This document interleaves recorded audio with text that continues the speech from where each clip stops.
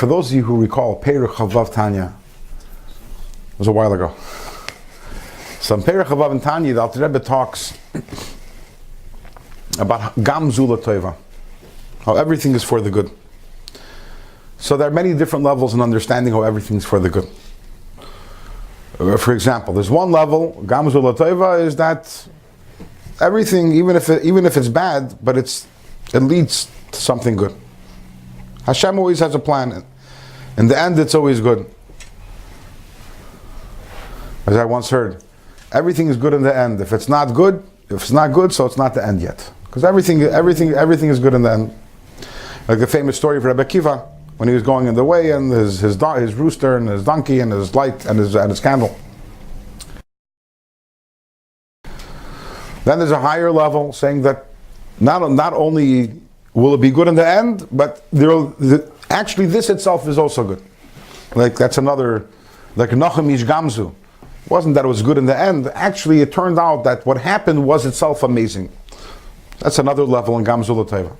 But Alter Rebbe introduces us to an even higher level, a higher idea in Gam Zu Letova, which is not only that when we're having hardship and suffering, not only is it also good, Gam Zu Letova, but it's actually greater. With Hashem, from Hashem, nothing bad comes from Hashem. So whatever we experience from Hashem is one of the two. Either it's revealed good or non-revealed good. So when Chas v'Shalom, a person's experiencing suffering or hardship, it's also chesed, it's also good, just not revealed. But we have to understand that non-revealed good is greater and higher than revealed good. It's for reasons that talked about in Perek Chavav. It's all, you can go and chazer the Perek. But the basic idea that Alter Rebbe says over there is that it comes from a level called Alma Diskasia, non-revealed good. Comes from a higher level, Alma Diskasia, the hidden world. And therefore there's a greater kirvas alikim. You're actually closer to Hashem when a person, none of us should have suffering, but a person who has suffering actually has a greater kirvas alikim than a person who isn't suffering.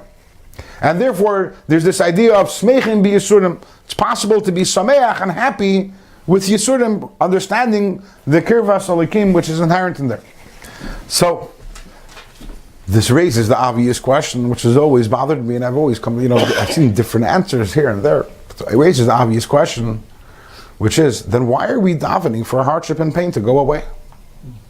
If it's a greater good, and it's closer to Hashem, why in the world would we say to Hashem, please take it away? It's a very difficult question.